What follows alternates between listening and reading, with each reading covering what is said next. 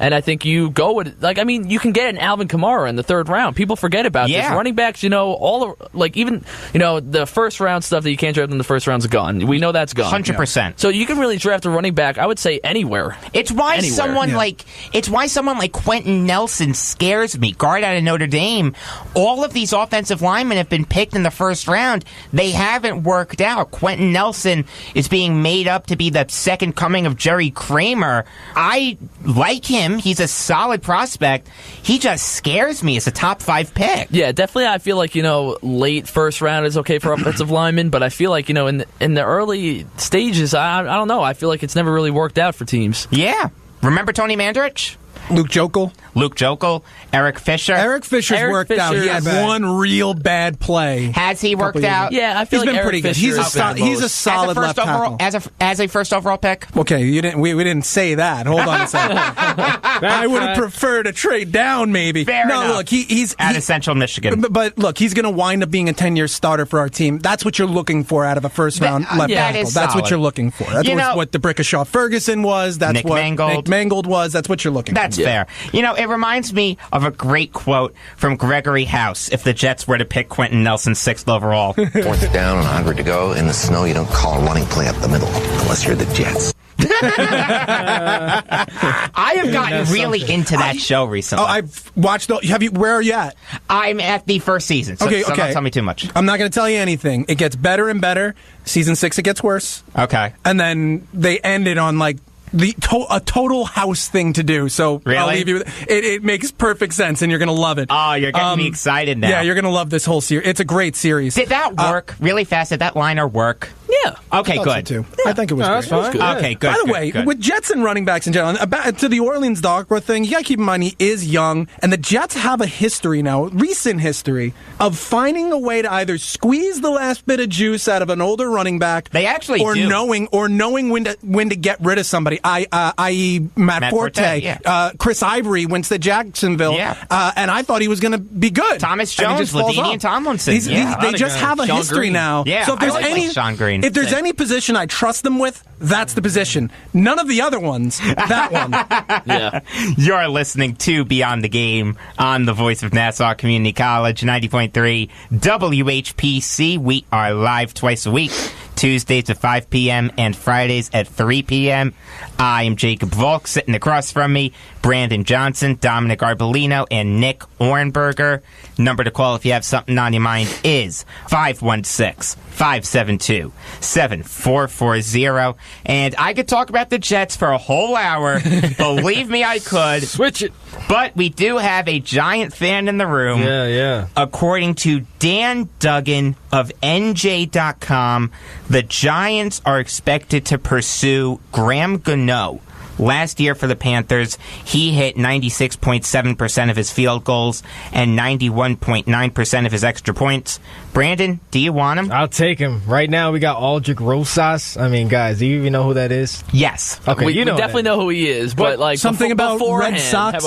Yeah, he has a funny name. But look, this is honestly a Dave Gettleman move since he just, recently came from Carolina. Just like Andrew Norwell has been rumored. Yep. You know what I mean? So, I think it will be great for the Giants. Jonathan Stewart. The New York Panthers. Hey, it's going to be. They just hired the former offensive coordinator, Mike Shula. Right? Mike Shula. Yeah. So, look, if it works for our system and he's going to keep this 96.7% up all year long, then I'm all for it. Look, Graham Gano is a good kicker. Yeah, without a doubt. That's definitely a move, if you're looking for a kicker, depending on the price, though, that you can look into. Because, again, kickers, these top kickers in the league, they ask for a decent amount of money because they know that the top kickers in the league. But, again, obviously we all know, kickers and punters are people too, but, the bottom line is that they're kicking the ball. So it's like, you're going to pay them, but you don't want to overpay, I feel like you can get a young, I don't know, I feel like you can just find someone, to just like signing and releasing and getting that in practice. Let me ask you something, Brandon. Mm-hmm. Do you like Aldrich Rosas? I don't know. I haven't seen too much out of him. He had a decent year, but, we can use a guy like this who can hit probably 50, 60 yarders. That's honestly, fair.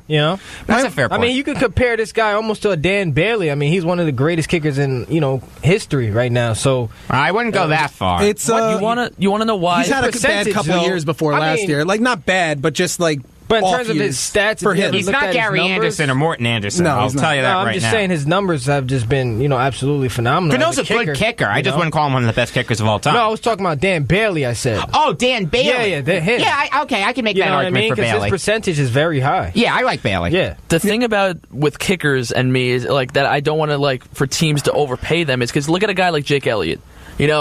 What's his name? I forgot the kicker for the Eagles that went down with it. Caleb Sturgis? Yes, Caleb Sturgis. He went down, okay. and then the Eagles signed Jake Elliott off the Bengals practice squad. And look at him; he's one of the best kickers. He's probably the best kicker other than Chris Boswell, I would say, last year. It's just harder though with a kicker. It's harder to find that guy. Like you can make that happen with a running back somewhere or even a receiver that no one was taking a look at, i.e. Chris Hogan.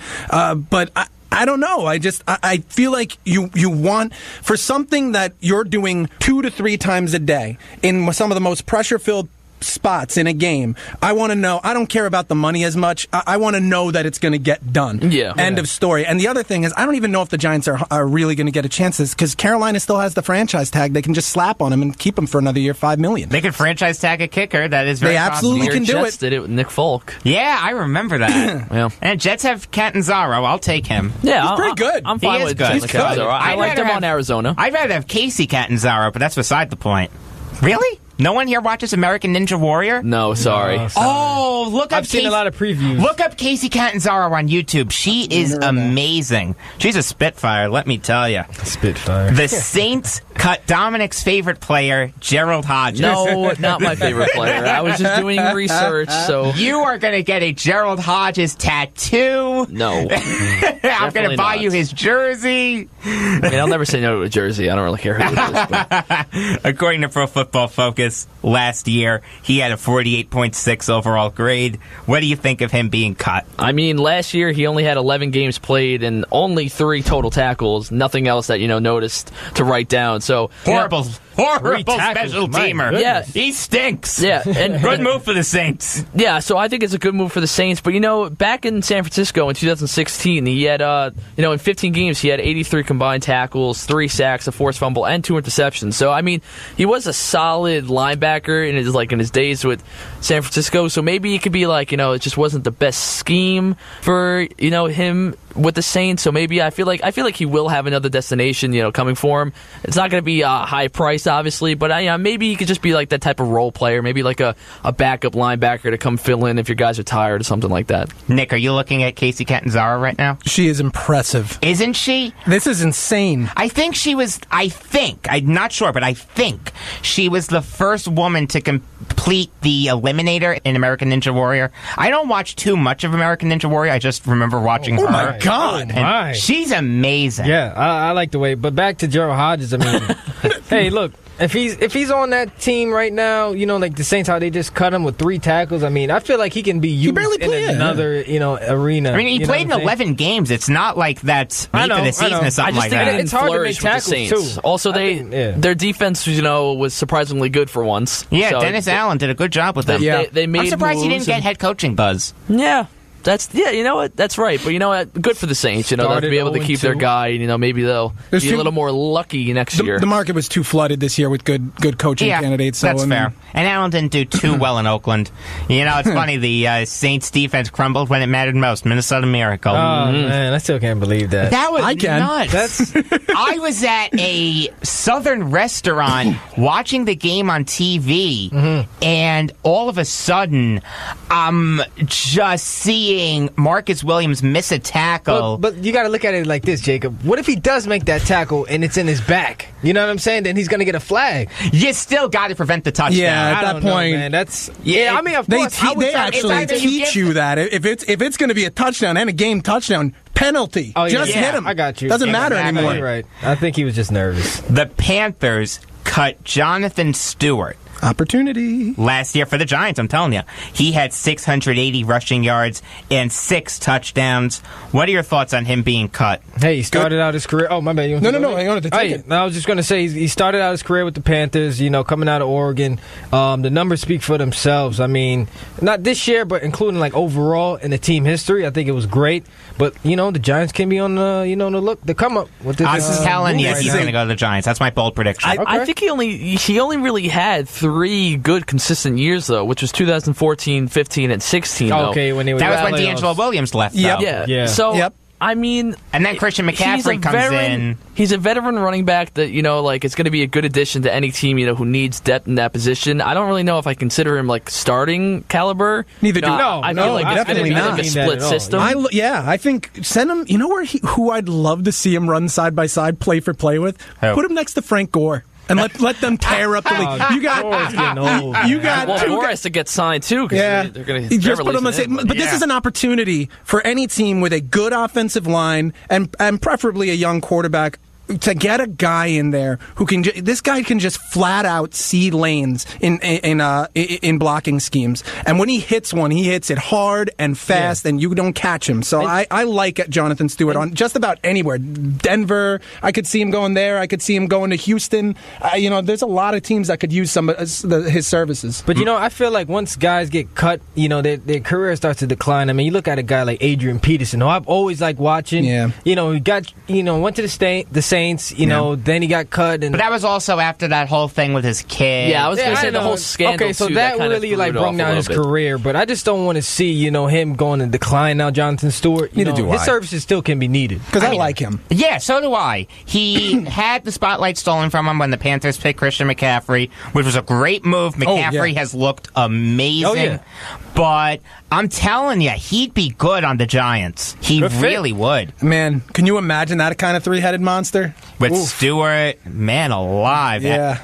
Woo. Who are if they would add Jonathan Stewart, it's Stewart, the kid out of Clemson, Wayne Gallman, and Perkins. Okay, yeah. You may even add Saquon Barkley, maybe. I don't know. I do like Saquon Barkley. I like him too. I'm a Penn State fan. I love Barkley. I just can't. I couldn't even justify Ezekiel Elliott getting picked that high when it happened. It's just you can find running backs. Not at that caliber, though. Yeah, but Barkley is going to be. Elite I think backs. Barkley has the chance to be better than Fournette, Gurley, and Ezekiel Elliott. 100%. Very I think that's a big statement. But I do agree that a lot of Ezekiel Elliott's first year success could be attributed to that monster offensive line he was behind.